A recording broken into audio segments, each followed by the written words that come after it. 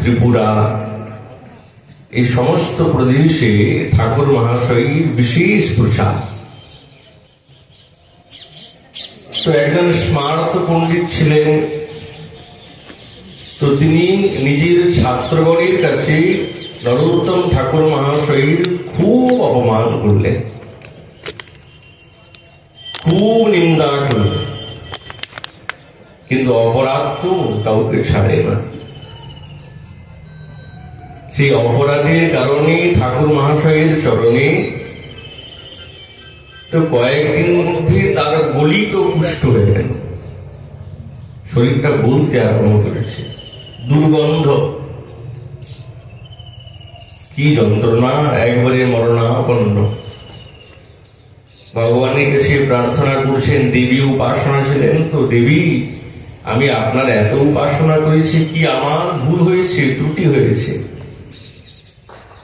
তখন স্বপ্নে দেবী বলছেন, তোর অপরাধ হয়েছে বৈষ্ণবের চরণে, যদি উদ্ধার পেতে চাস তো যা, ওই গিয়ে নরোত্তম দাস ঠাকুর মহাশয়ের কাছে আত্মসমর্পণ কর, তবেই তোর জীবনের কল্যাণ হবে। আর বিলম্ব করে না, যেন তেন প্রকারে ঠাকুর মহাশয়ের কাছে উপস্থিত হয়েছে। আর উনি তো প্রেম দিতে এসেছেন, কারো অবমাননা কি তিনি গ্রহণ করেন না। বলে হ্যাঁ, এখনই পদ্মাতে স্নান করে তাকে কৃষ্ণ মন্ত্রে দীক্ষিত করলেন, তাকে কৃপা করলেন।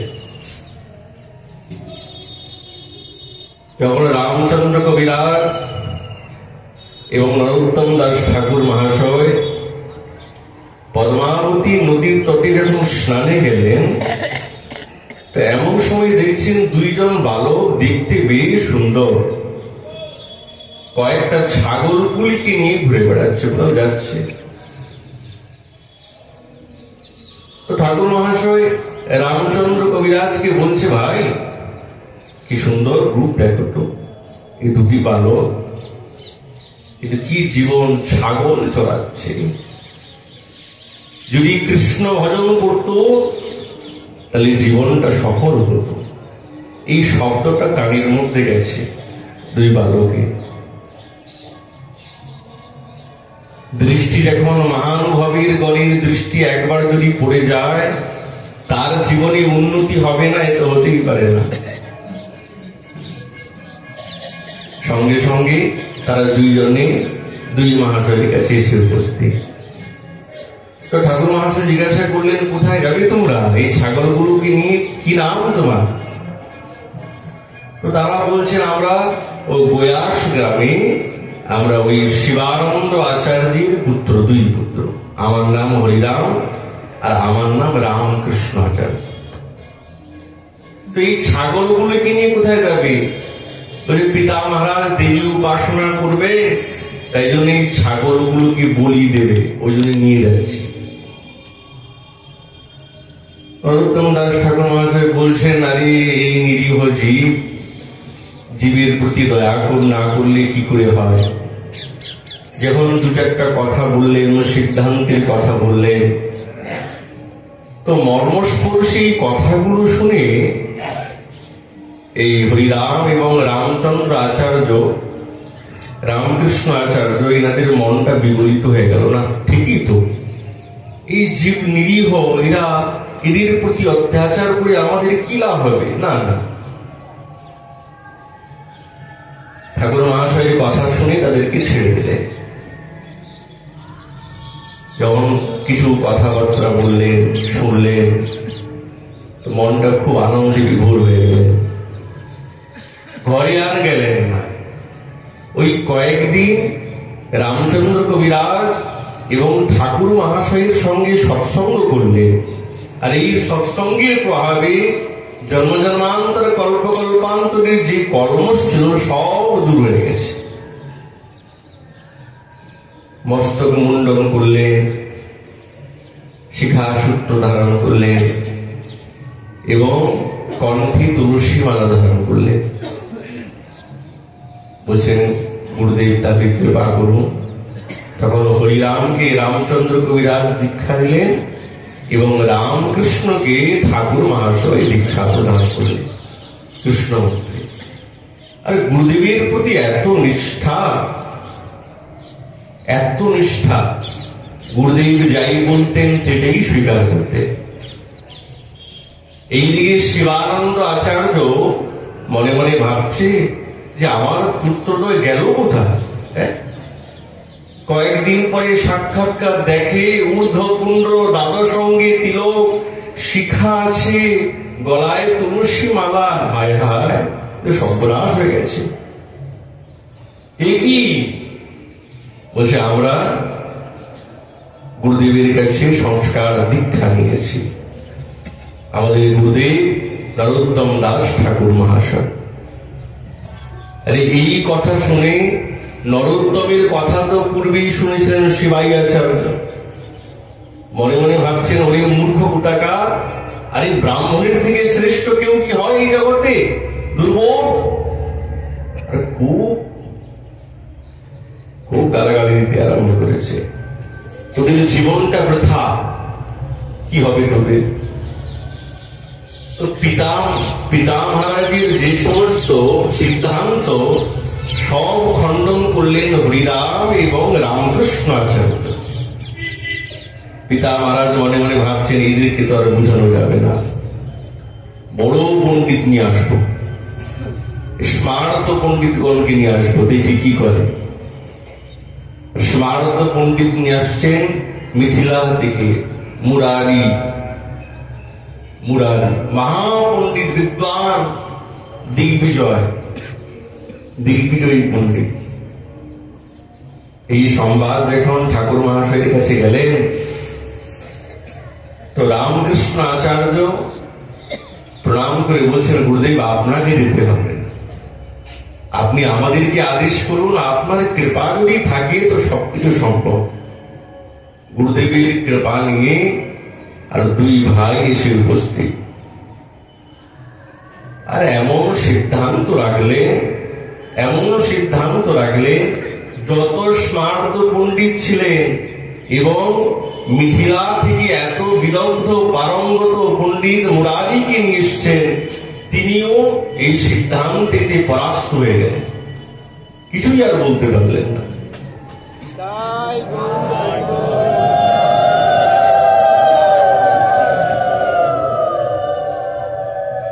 তখন মুরারি, তার না তো এই কুল রইল না ওই কুল রইল, মুরারির তৃতীয় পন্থা।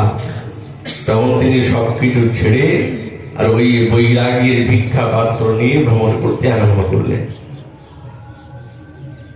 গুরুদেবের প্রতি তাদের এতটা নিষ্ঠা, এত আনন্দ, এত ভাব। ওই খেতুরি ধামেতে, গোপালপুর নামক গ্রামেতে বিপ্রদাস নামক একজন জনৈক সাধক থাকতেন। ঠাকুর মহাশয় স্বপ্নাদেশ হলেন, মহাপ্রভু স্বপ্নাদেশ করে বলছেন, আরে নরোত্তম, আমি এই বিপ্রদাসের ধান গোলাতে আছি, তুমি আমাকে উদ্ধার করো।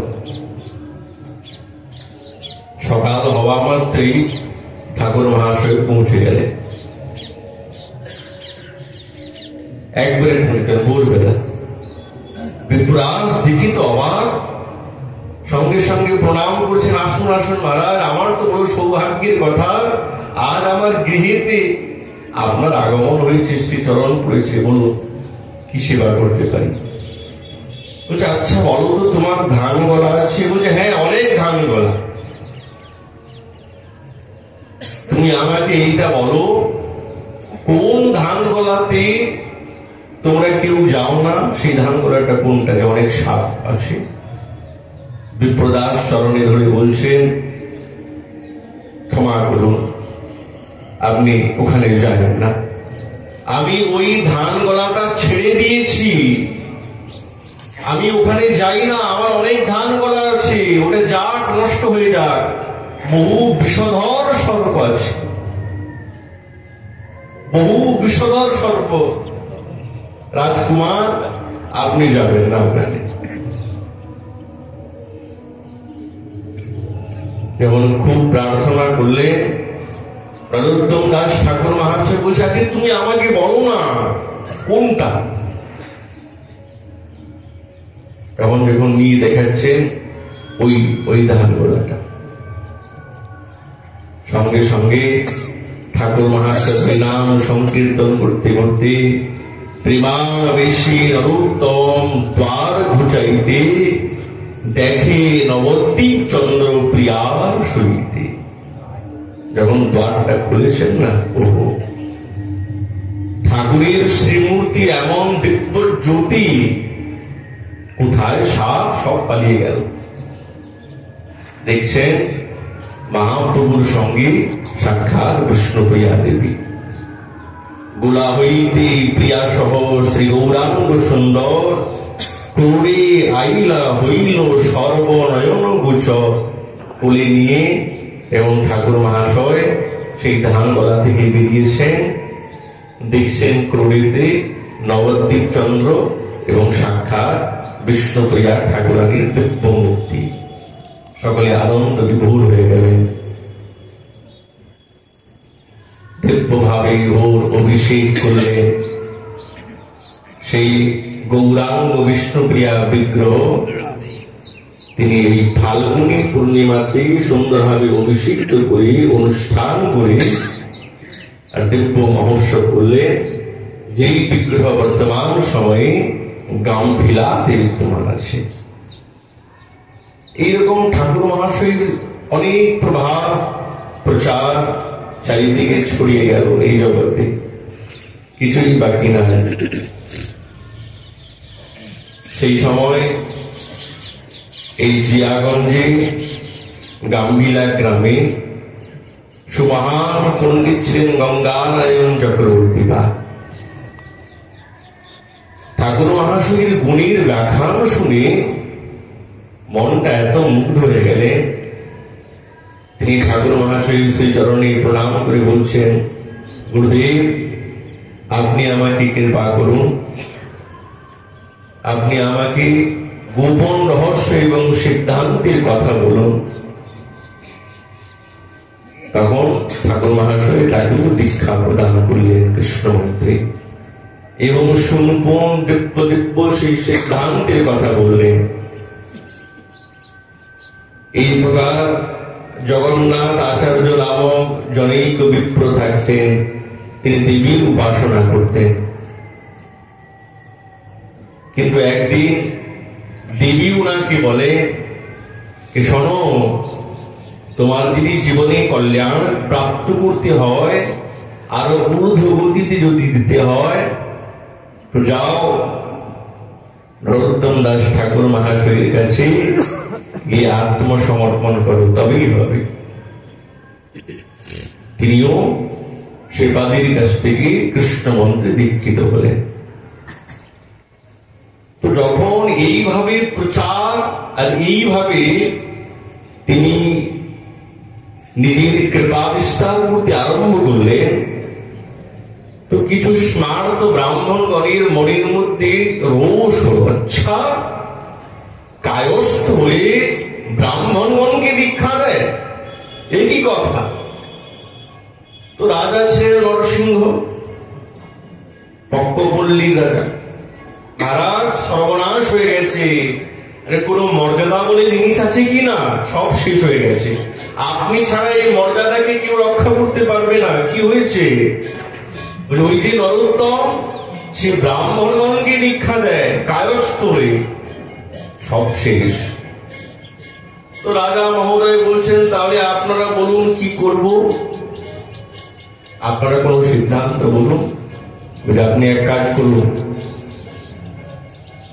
এক সুদিব্য বিদ্বান পণ্ডিতকে নিয়ে এসুন, আর সকলের সামনে তাকে পরাস্ত করব।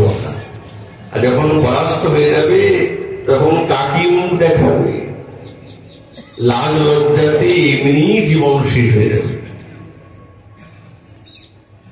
ঠিক বলেছে মহারাজ। মহাদিগ্বিজয়ী পণ্ডিত রূপ নারায়ণ কবিরাজ কামাখ্যা থেকে দেবীর উপাসনা করে সাক্ষাৎ যেন মনে হয় সরস্বতী দেবীর তিনি পুত্র স্বরূপ, সব শাস্ত্র বিদ্যাতে পারঙ্গত। এই ভারতবর্ষে এমন কোন পণ্ডিত নেই যাকে তিনি পরাস্ত করেন না। এই রূপনারায়ণ কবিরাজ যখন সমস্ত ভারতবর্ষে সকলকে পরাস্ত করলেন, তো আমি তো এখন দিগ্বিজয়ী। তো কেউ বললেন, শুনুন, এইরকম দিগ্বিজয়ী উপাধি আপনি পাবেন না। তাহলে বৃন্দাবনে গিয়ে রূপ আর সনাতনকে যদি আপনি পরাস্ত করতে পারেন তবে হবে। তখন উনি এই দিগ্বিজয়ী পণ্ডিত বেশ ঠাট বাটি বৃন্দাবনের দিকে যাত্রা করলেন। জিজ্ঞাসা করলেন, রূপ সনাতন কোথায় থাকে? ইনাদের কি পরিচয় বোঝা যায়? ছেঁড়া কাঁথা, নেড়া মাথা, মুখে কৃষ্ণ গুণগাথা, পরিধানের ছেঁড়া বহির্বাস। কেউ চিনতে পারবে না। পর্ণ কুটিরে থাকেন, চরম বৈরাগী বৃক্ষতলে বাস। কেউ বলে, ওই যে এসে উপস্থিত। তুমি কি সনাতন? তুমি রূপ? হ্যাঁ, আমি দিগ্বিজয় পণ্ডিত। বাহ, প্রণাম প্রণাম। শুনেছি তোমাদের পাণ্ডিত্য নাকি অভাব, তাহলে আমার সঙ্গে বাগ্বিতণ্ডা হোক। রূপ আর সনাতন যারা সাক্ষাৎ বৈরাগ্যের প্রতিমূর্তি, তাদের মনের মধ্যে বাগ বিতণ্ডার অভিমান জাগবে? কোনদিনই না। বলছে, না না, কে বলেছে? আমাদের মতন মূর্খ ইহ জগতে আর কেউ নেই, সবার থেকে মোর কিচ্ছু জানি না। শুনেছি তোমরা বিদ্বান। বলছে, না না, কে বলছে? কিচ্ছু, আমাদের মতন মূর্খ আর কেউ নেই এই জগতে। তাহলে লিখে দাও তোমরা পরাস্ত হয়ে গেছো। বলে, হ্যাঁ হ্যাঁ, দেন, লিখে দিচ্ছি। বিনা বিচারী হার মানিলেন রূপ আর সনাতন।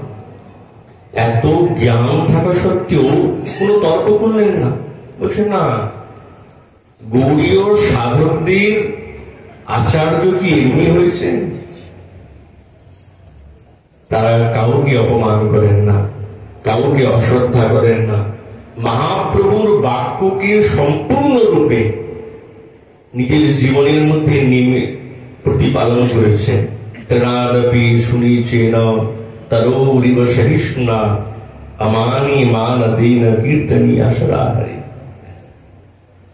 সকলকে সম্মান দেয়, লিখে দিয়েছে।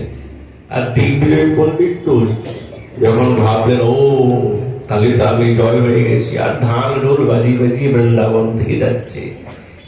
সাক্ষাৎ বৃন্দাবন ধাম, এখানে অভিমান অহংকার চলে না। রাধারানীর ধামেতে অহংকার চলে না। যার যত অহংকার সেইভাবে ঠাকুরানী তার দমন করেছেন।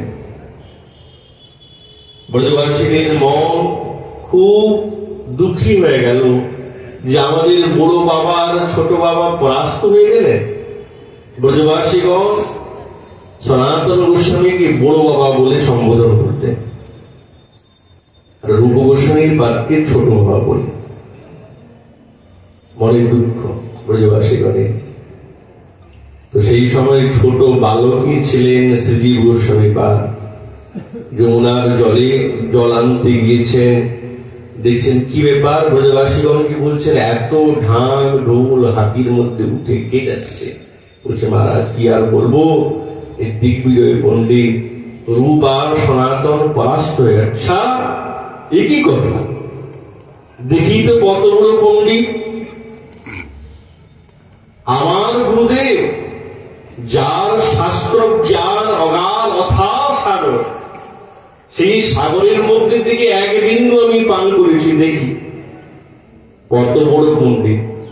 ওরে মহোদয়, শুনুন, এই গেছে ছোট বালক কি বলবে? বেশি নয়, 2 দণ্ডে দুই দণ্ডে হারালেন মহা অভিমানী, দুই দণ্ডে। দিগ্বিজয় পণ্ডিত মনে মনে ভাবছে, ছোট্ট বালক, সে আমাকে পরাস্ত করে দিয়েছে, তাহলে তাদের জ্ঞান কত অগাধ হবে। সেখান থেকে পরাস্ত হয়ে বিদায় নিলেন সেই এই রূপচন্দ্র কবিরাজ বা রূপনারায়ণ কবিরাজ। কিন্তু পরাস্ত হওয়ার পরও অভিমান কিন্তু জানে না। আজ আবার এসেছে যুদ্ধ করবে বলে শিষ্যগণকে নিয়ে স্মারত করবে। এই সংবাদ যখন রামচন্দ্র কবিরাজ এবং ঠাকুর মহাশয় পেলেন, তখন রামচন্দ্র কবিরাজ এবং গঙ্গারাম চক্রবর্তী পাদ বলছেন, আপনি আদেশ করুন, আমরা যাই। সংবাদ পেয়েছেন স্মার্ত পণ্ডিতগণ এই কুমারপুরে গিয়ে বিশ্রাম করবে। তো এনারা কি করেছেন, ওই ছদ্ময় বেশে ওই পথের মধ্যে দোকান লাগিয়ে বসেছে, কেউ পানের দোকান, কেউ হাঁড়ির দোকান, সব দোকান লাগিয়ে বসেছে। আর যখন এই রূপনারায়ণ কবিরাজের যে ছাত্রগণ ভোজন করে, ভাই একটু ঘুরে আসি, পান টান খেয়ে আসি, চলো, ঘুরতে বেরিয়েছে বাজারে।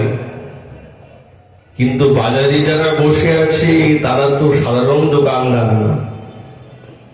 মহাপণ্ডিত গঙ্গানারায়ণ চক্রবর্তী, রামকৃষ্ণ আচার্য আর রামচন্দ্র কবিরাজ, ইনারা সব সংস্কৃতে কথা বলছে, সংস্কৃতে কথা।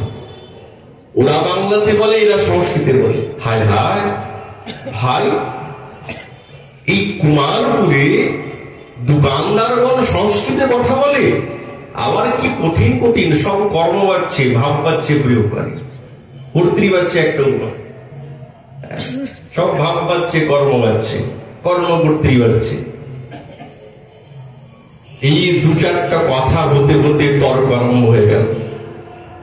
তর্ক, এই তর্কেতে সব ছাত্রগণ পরাস্ত, ভাই পালাও পালাও পালাও, পান আর খেতে হবে না, পালাও। গুরুদেবকে এসে বলেন, গুরুদেব বড় বিপদের কথা। কি হয়েছে মহারাজ? যেখানে এসেছি না, এখানে দোকানদারগণ বড় বড় পণ্ডিত সংস্কৃতে কথা বলে। গুরুদেব এক কাজ করলেই ভালো হয়। তাহলে কি করা যায়? বলে এখান থেকে পালানো, পালালেই বাঁচে না। আর রাত্রিবেলা ভোর না হতে হতে সব পোটলা পোটলি বেঁধে সব পালিয়ে গেল, কেউ আর নেই। এত বড় পণ্ডিত ওখানেই পরাস্ত হয়ে গেলে। কিন্তু মনে মনে ভাবছে, রাজা নরসিংহ যে আমি দেবীর উপাসনা করেছি, এইভাবে আমার দশা না। রূপনারায়ণ কবিরাজ মনে মনে ভাবছে, আমারই দশা। তখন মা বলছে, শোনো, যদি উদ্ধার প্রাপ্ত করতে হয় তো যাও, গিয়ে ঠাকুর মহাশয়ের শ্রীচরণে আত্মকে সমর্পণ করো, তবেই উদ্ধার হবে। এখন প্রাতকালে রাজা নরসিংহ এনারা সকলে এসে ঠাকুর মহাশয়ের কাছে পুনরায় দীক্ষা নিলেন এবং আত্মসমর্পণ করলেন। এইভাবে প্রচার প্রসারটা সম্পূর্ণরূপে বেড়ে গেল। ওখানে থাকতেন পিতার নাম রাঘবেন্দ্র দাস রায়, চাঁদ রায়। দুষ্টু তস্কর বৃত্তি, রাজাকে নবাবকে কোনদিন কর দেয় না, কোনদিন কর নয়। আর এমন ভাবে ব্রহ্মদৈত্য লেগেছে, বহু ওঝা ঝাড় ফুঁক, এমন কোন কার্য নেই যে করা হয় না, কিন্তু কিছুতেই ব্রহ্মদৈত্য বেরোচ্ছে না। নদীর তটে গড়াগড়ি দিচ্ছে, কি হবে উপায়? পিতা মহারাজ মনে মনে ভাবছে, হায় হায়, একটা মাত্র সন্তান, বুঝি এই অবস্থা এইরকম। কেউ বললেন, শোনো, রজোত্তম দাস ঠাকুর মহাশয়ের কাছে যাও, তার শ্রীচরণে উপস্থিত হলে সব দূরে হয়ে যাবে। তখন ঠাকুর মহাশয় ওই পদ্মাবতী নদীর তটে যখন এসেছেন না, তখন দেখছেন চাঁদরায় পড়ে উন্মাদির মতো হয়ে গেছে। সঙ্গে সঙ্গে তার কানে কৃষ্ণ মন্ত্র যেমনি দিলে কোথায় ভূত পেট পিশাচ সব দূর হয়ে গেল, হৃদয়ে প্রেম ভক্তি জেগেছে, প্রেম এসে গেল। নরোত্তম দাস ঠাকুর মহাশয়ের কৃপা যার প্রতি হয়ে যাবে, সে কি আর এই জগতে থাকবে? বিষয় প্রতি কোন অভিনিবেশ আর নাই চাঁদরাতে। গুরুদেব যা মন্ত্র দিয়েছেন তাই তিনি জপ করেন, তাই তিনি ভাবেন, গুরুদেবের বন্দন করেন। সঙ্গে সঙ্গে নবাব 400 সৈনিক নিয়ে আর এই চাঁদরায়কে বন্দি বানালো। দণ্ড দিল কি? এই তো কোনদিন কর দেয় নাই, একে মৃত্যুদণ্ড দেওয়া হবে। আর সেই সময় রাজাদের মৃত্যুদণ্ড অনেক প্রকারের, অনাহারে মৃত্যু, অন্ধ কারাগারে মৃত্যু, বিষ পান করিয়ে মৃত্যু, মদমত্ত হস্তির সামনে নিক্ষেপ করে মৃত্যু, শুলে চড়িয়ে মৃত্যু। তো চাঁদরায়কে মৃত্যুদণ্ড দেওয়া হয়েছে অনাহারে, অন্ধ কারাগারের মধ্যে রাখা হয়েছে, অনাহার, কিচ্ছু না, শুকিয়ে একবারে হাড় গোটা বেরিয়ে গেছে। পিতা রাঘবেন্দ্র রায় ভাবছেন একমাত্র সন্তান। তো একজন তান্ত্রিক বলছেন, মহারাজ আমি আপনার পুত্রকে বের করে দেব। আচ্ছা তাহলে বের করো, যা ধন সম্পদ যাই সব দেবো আপনাকে, বের করো। আড়াই অক্ষরের মন্ত্র যেমনি জপ করলেন, সঙ্গে সঙ্গে ওই কারাগারের মধ্যে প্রবেশ করলেন। চাঁদরায় বলছে, আপনি কে? ও শোনো, আমি তান্ত্রিক, আমি তোমাকে একটা দিব্য মন্ত্র দেব, আড়াই অক্ষরে 3 বার জপবে, তুমি সশরীরে এই কারাগারের থেকে বাইরে বেরিয়ে যাবে। চাঁদরায় সঙ্গে সঙ্গে সেই তান্ত্রিককে বলে, মহারাজ ক্ষমা করুন, যেই কানে গুরুদেব আমাকে যে মন্ত্র প্রদান করেছেন, এই কানেতে আমি অন্য কোনো মন্ত্র কিছুতেই ঢোকাতে পারবো না। আরে তুমি বেঁচে যাবে, বলে ক্ষমা করো। গুরুদেবের প্রতি কতটা নিষ্ঠা! যদি আমার প্রাণ যায় তো যাক, কিন্তু এই কানেতে আমি অন্য কোন মন্ত্র প্রবেশ করাতে পারবো না।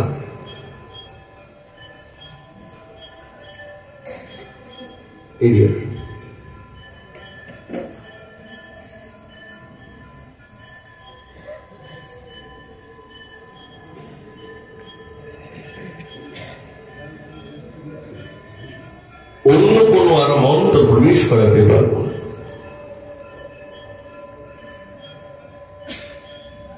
নবাব আদেশ দিয়েছে, মদমত্ত হস্তির সামনে নিক্ষেপ করা হোক। আর মদমত্ত হস্তির সামনে যেমনি নিয়ে উপস্থিত হলে, সঙ্গে সঙ্গে একটা এমন চপেটাঘাত করলো, আর এই মদমত্ত হস্তি 4-5 পাক খেয়ে সঙ্গে সঙ্গে মরে পড়ে গেল। হায় হায়! নবাব বলে, এত শক্তি কোথা থেকে পেলে? হ্যাঁ, তুমি অনাহারে, তোমাকে তো ভোজন দেওয়া হয় নাই, কি ব্যাপার? চাঁদরায় বলে, মহারাজ আমার কোনো শক্তি নেই। কিন্তু হাতিটা মরে গেল কি করে? বলছে, আমি তো গুরুদেবের নাম করে কেবল একটা চড় বেড়েছি। বা গুরুদেবের প্রতি এত নিষ্ঠা, নবাবের মন পরিবর্তন হয়ে গেল। শোনো, তোমার সমস্ত অপরাধকে আমি ক্ষমা করে দিলাম, যাও, তোমাকে কোনো কর দিতে হবে না। সেই চাঁদরায় পরম বৈরাগী হয়ে গেলেন, আর ঠাকুর মহাশয়ের পথের যথার্থ প্রদর্শিত হলেন। কেমন প্রেম গুরুদেবের প্রতি, এ তো সাধারণ নয়। রামচন্দ্র কবিরাজ সঙ্গে থাকতেন ঠাকুর মহাশয়। যখন শুনেছেন শ্রীনিবাস আচার্য প্রভু তিনি লীলা সম্বরণ করেছেন, মনে খুব কষ্ট, কান্দেন। যে আনিল প্রেমধন করুণা প্রচুর, হেন প্রভু কোথা গেলা আচার্য ঠাকুর। খুব কাঁদতেন, ভাবতেন কাহা মোর স্বরূপ রূপ, কাহা সনাতন, কাহা দাস রঘুনাথ পতিত পাবন। পাষাণে কুটিব মাথা, অনরে বসিব, গৌরাঙ্গ সুখীর নিধি কোথা গেলে পাব। এই ভাবতে জ্বর হয়ে গেল। তখন তিনি জিয়াগঞ্জে আছেন। গঙ্গানারায়ণ চক্রবর্তী ওনাকে এত ভালোবাসতেন, নিজের পুত্রের মতন। শিষ্য তো পুত্রই হয়।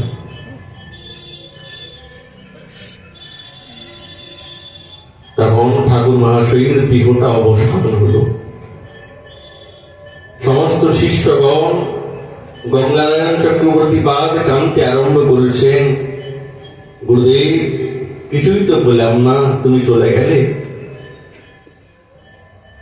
চিতা সাজানো হয়েছে, এইদিকে সমস্ত শিষ্যগণ হরিনাম করছেন। আর এমন সময়ে সমস্ত স্মার্ত পণ্ডিতগণ ব্রাহ্মণগণ গঙ্গানারায়ণ চক্রবর্তীকে বলতে আরম্ভ করলেন, আরে গঙ্গানারায়ণ, দেখ তোর গুরুর কেমন অবস্থা হয়েছে, দেখলি তো? কায়স্থ হয়ে ব্রাহ্মণকে দীক্ষা দেয়, দম বন্ধ হয়ে মরে গেছে। তোরও এইরকম দশা।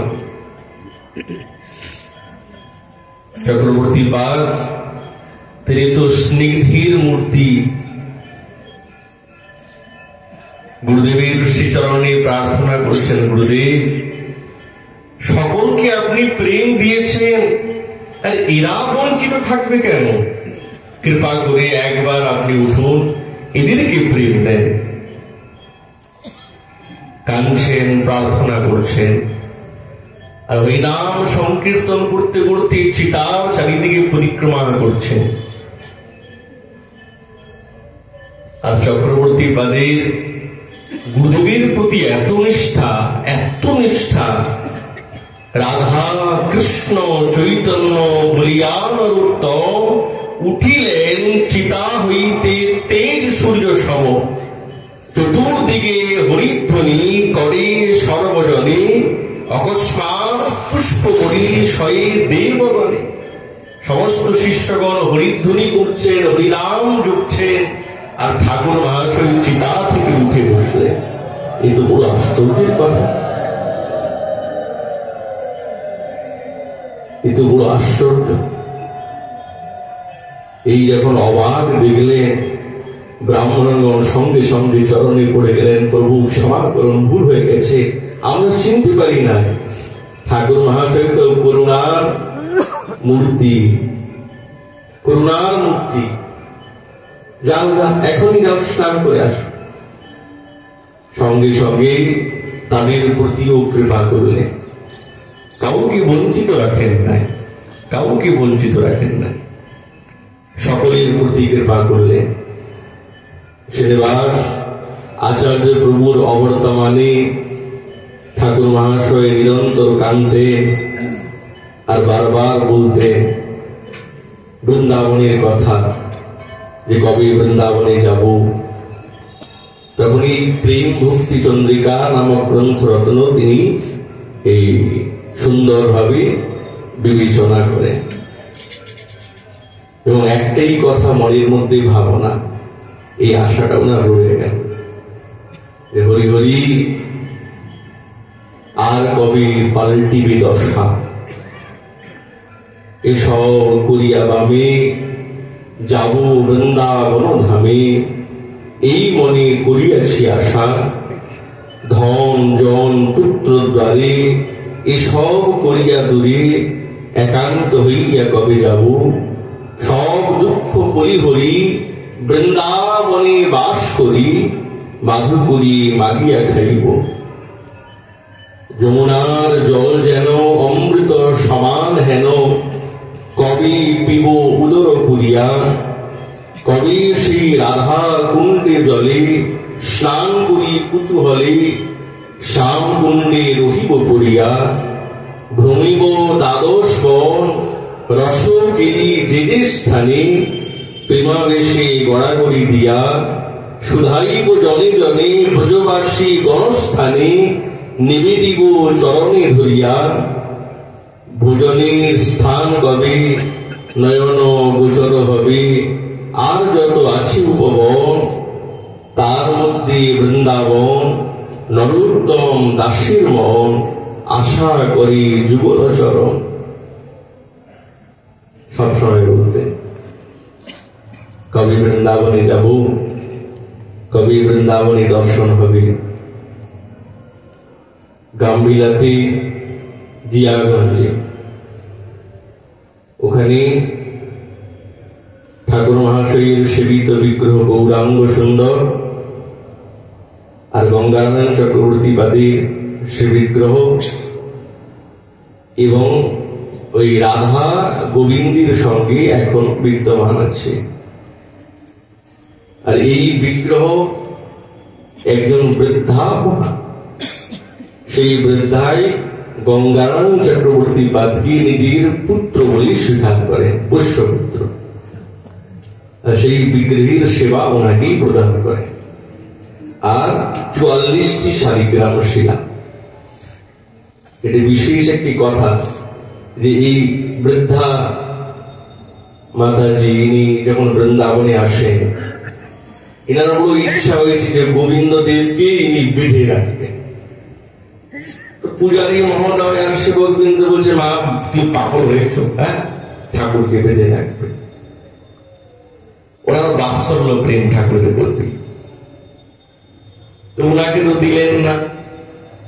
উনি মনের দুঃখে উনি আবার ফিরে আসলেন। মাথায় ঝুড়ি আছে, যখন গঙ্গা নদীকে পার হবে হঠাৎ দেখছে ঝুড়িটা খুব ভার, খুব ভার। তার মধ্যে ওনার জিনিসপত্র আছে।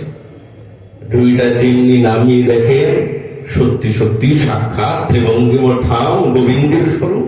হায় হায়, দেখি তো নয়নটা বিগলিত হয়ে গেছে। ঠাকুর বলছে, শোনো মা, তুমি আমাকে বলেছিলে না বেঁধে রাখবে, তুমি আমাকে ভোজন করাবে, এই নাও, তোমার প্রেমেতে আমি বদ্ধ হয়ে গেছি, ওই জন্য তোমার কাছে এসে গেছি। প্রেম এমন গভীর যে আগুনে চলে গেছেন ঠাকুর, আর সেই বৃদ্ধার কাছে। আর তিনি সকলের কাছ থেকে ভিক্ষা চেয়ে বিশাল মহোৎসব করেন, আর একটা ছোট্ট পর্ণকুটি নির্মাণ করে ওই শালিগ্রাম শিলা আর গোবিন্দ দেবীর পূজা করতেন, বাৎসল্য প্রেম। পরবর্তী সময় ওখানে একটা কাঁঠাল গাছ ছিল, সেই কাঁঠাল গাছের তলা থেকে উনি হঠাৎ রন্ধন করবেন, তো চূড়া লিখবেন।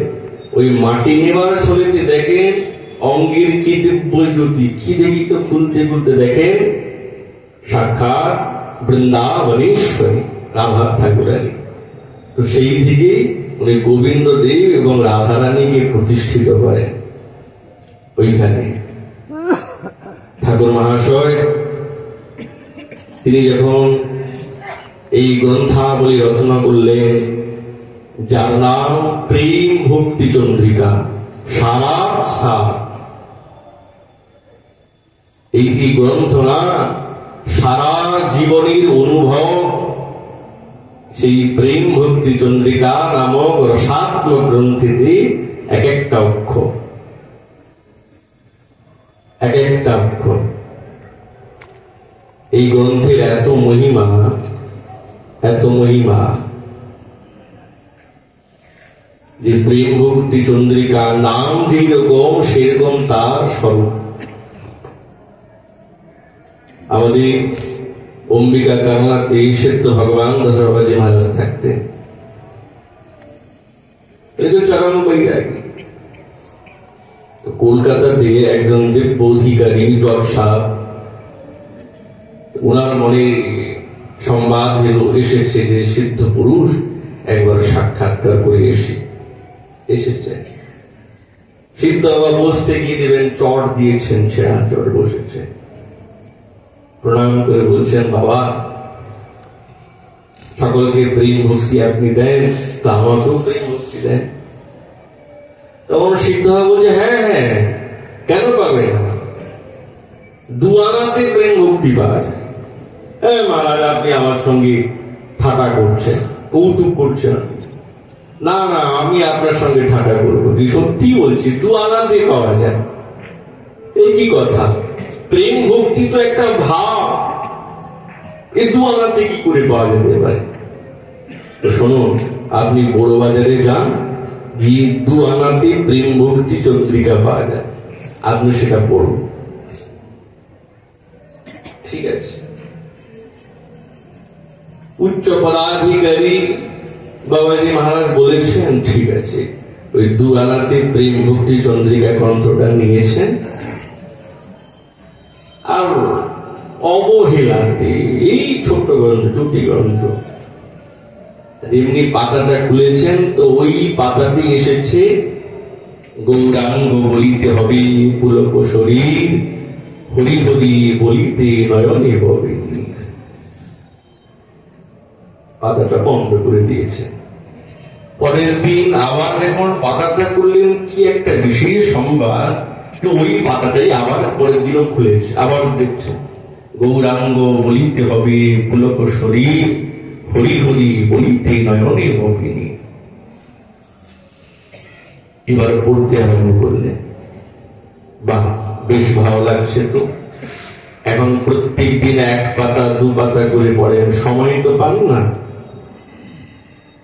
ধীরে ধীরে ধীরে ধীরে এতটা ভালো লাগতে আরম্ভ হলো, উনি সম্পূর্ণ প্রেম ভক্তি চন্দ্রিকা আগে পাঠ করতেন, তবে তিনি কাজে বেরোতেন। ধীরে ধীরে ধীরে ধীরে তার কাজকর্মের মধ্যে আর কিছুতেই ভালো লাগে না, এখন কাজে যান না, সব সময় ওই প্রেম ভক্তি চন্দ্রিকা নিরন্তর পঠন করেন, পাঠ করেন। আগে চোখে জল আসতো না, এখন গৌরাঙ্গ বলিতে হবে পুলক শরীর বাস্তবিক পুলকিত হচ্ছে, চোখে জল পড়ছে, প্রতিমূর্তি হয়ে গেছে জীবনের মধ্যে এই প্রেম ভক্তি চন্দ্রিকা গ্রন্থ রচনা। কিছুই ভালো লাগে না, ক্ষুধা তৃষ্ণা নিবৃত্তি, এই গৃহে স্ত্রী পুত্র সন্তান সন্ততি ততদিন ভালোবাসে ততদিন এই দেহ কর্মশীল থাকে। এখন তো কিছু কাজ করেন না, সন্তান সন্ততি পিতা মহারাজকে অবহেলা করে, হ্যাঁ যাইও না, পাগল হয়ে গেছে, পাগল, লম্বা লম্বা কেশ দাড়ি সব মলিন বসন। একদিন মনের দুঃখে এদের জন্য সারা জীবনে এত কিছু করলাম না, আর থাকবো না, বেরিয়ে গেলেন, দেহ ত্যাগ করলেন। আর মনে মনে ভাবতে, কোথায় গেলে প্রেম ভক্তি পাবো, প্রেম কে দেবে, কে অনুসন্ধান করবে, সকলকে জিজ্ঞাসা করতে, সকলের ভিতরে পাগল কোথাকার, হ্যাঁ প্রেম প্রেম মানে। সেই সময় নবদ্বীপে সমস্ত বিদ্বানগণের একটি দিব্য সভার আয়োজন করা হয়েছে। আর সভাপতি হচ্ছেন নব্য ন্যায়াচার্য অজিত কৃষ্ণ তর্কালঙ্কা, বিখ্যাত পণ্ডিত, তিনি সভাপতি। অনেক পণ্ডিতগণ মহানুভবগণ এসেছেন। তো ইনি একবারে ভিখারির মতন বেশ চিনাই যায় না, তো প্রবেশ করতে চায়, দ্বার বারবার অবরোধ করে, আরে ভিখারি কোথায়, এখানে কি ভোজনের ব্যবস্থা নাকি, যাও দূর হয়ে যাও, তাড়িয়ে দেয় বারবার। বলছে না, একবার ঢুকতে দাও, আবার দাঁড়িয়ে দেয়। সভাপতি মহোদয় ওই ওই মঞ্চের থেকে দেখছেন একজন দরিদ্র প্রবেশ করতে চায়, তাকে ঢুকতে দিচ্ছে না। সঙ্গে সঙ্গে উনি বললেন, ওই দ্বারপাল, ওনাকে ঢুকতে দাও, কি বলতে চায় শুনি দেখি। যখন এসে উপস্থিত হয়েছেন না, সভাপতি মহোদয় বলছেন, এখানে তো কোনো ভোজনের ব্যবস্থা নেই, তোমার তো এখানে কোনো প্রাপ্ত বস্তু নেই, কেন বারবার প্রবেশ করতে চাও? তুমি যাও অন্যথা। দরিদ্র ভিখারির বেশে দিনহীন করজোড়ে বলছে, এখানে পাবো বলেই তো এসেছি। এত পণ্ডিতগণ, বিদ্বানগণ আছেন, এত অনুভবীগণ আছেন, বহু জায়গায় অন্বেষণ করলাম, কোথাও খুঁজে পাই নাই, বড় আশা নিয়ে এসেছি। সভাপতি মহোদয় যখন তার বাক্য বিন্যাস, ভাবভঙ্গি যখন শ্রবণ করলেন, মনে মনে ভাবলেন, ইনি কোন সাধারণ ব্যক্তি না, ভাষাতে বোঝা যায় তো বিশেষ পুরুষ হবে। মহোদয়, কি চান আপনি? বলছে, আপনি একটু কৃপা করে বলুন না, প্রেম ভক্তি কি করে পাওয়া যাবে? আমি বহু অন্বেষণ করলাম, কোথাও খুঁজে পাই নাই, প্রেম ভক্তি পেতে চাই, সেই জন্য এই সভাতে এসেছি। সভাপতি মহোদয় বলছেন, আপনার পরিচয় কি? তখন বলছেন, আমি কলকাতার একজন জজ। পূর্বদিঘির কথা যখন বললেন, সভাপতি মহোদয় করজোড়ে বলছেন, আপনি সাক্ষাৎ প্রেমের মূর্তি। আপনি নিজেই বুঝতে পারছেন না, আপনি সাক্ষাৎ প্রেমের মূর্তি। আপনি এসেছেন বলে আজ আমাদের এই সভাটা পবিত্র হয়ে গেছে। হরিণের নাভিতে কস্তুরী থাকে, বুঝতে পারে না। আপনি প্রেমের মূর্তি। প্রেম যখন এই দেহেতে এসে যায়, এই মনেতে এসে যায়, সে তো পাগলই হয়। আরে প্রেমিক পাগলই হয়, প্রেমিক ভালো হয় নাকি? পাগলই হয়। সুদবোধ সবকিছু হারিয়ে দেয়। এই বৈরাগ্য, এই দেহের প্রতি আসক্তিবিহীন আপনি সাক্ষাৎ প্রেমিক। প্রণাম করছেন। কি করে সম্ভব হলো? সাক্ষাৎ প্রেমের স্বরূপ, প্রেমের রসস্বরূপ প্রেম ভক্তি চন্দ্রিকা গ্রন্থরত্নীর আস্বাদনই তো সম্ভব হয়েছে।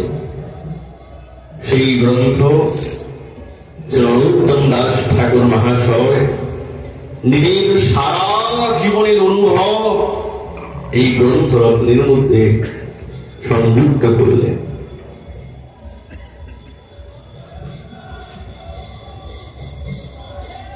আজ গঙ্গানারায়ণ চক্রবর্তী পাদকে বলছেন, ওই গঙ্গা, বলে হ্যাঁ বলবে, অনেকদিন হয়ে গেছে, একটু স্নান করিয়ে দে গঙ্গার ঘাটে। সব ঠাকুর মহাশয় যখন আসেন গঙ্গাতে স্নান করতে, তো গঙ্গানারায়ণ চক্রবর্তী বাদ বলছে, ওই একটু পিঠটাকে ডলে দে, অনেকদিন হয়ে গেছে। তো ঘুষতে আরম্ভ করছে। ঘুষতে ঘুষতে ঘুষতে ঘুষতে শ্রী অঙ্গটি সাক্ষাৎ দুধের মতন হয়ে গেল। আর সেখানে ঠাকুর মহাশয় এই লীলাকে সম্পন্ন করে তিনি সাক্ষাৎ রাধা গোবিন্দের নিকুঞ্জের দ্বারে পৌঁছে গেলেন। সেই স্থানটার নাম হচ্ছে নিমতলী। আমাদের গৌড়ীয় বৈষ্ণব তীর্থ দর্শন এই গ্রন্থ যদি আপনারা নিয়ে থাকেন তো নিয়ে নেবেন। যদি কেউ গৌড়ীয় মন্ডল নাও করে, এই গ্রন্থটাও যদি কেউ অধ্যয়ন করে না, তো গৌড় মন্ডলের পরিক্রমা হয়ে যায়। 2-4 দিন 5 দিনে গৌড়ীয় মন্ডল পরিক্রমা হয় না, কমসে কম 50 দিন লাগে। গৌড়ীয় মণ্ডল আমাদের আচার্যগণের শ্রীপাদ দর্শন করতে গেলে কমসে কম 50 দিন লাগে, তাও সম্পূর্ণ হবে না, এত আচার্যগণের শ্রীপাদ। এমন এমন জায়গা তো আমরা জানিও না, এমন এমন শ্রীপাদ আছে। ওই জন্য ঠাকুর মহাশয় তিনি সাক্ষাৎ প্রেমীর মূর্তি, এই জগৎকে প্রেম দিয়েছেন।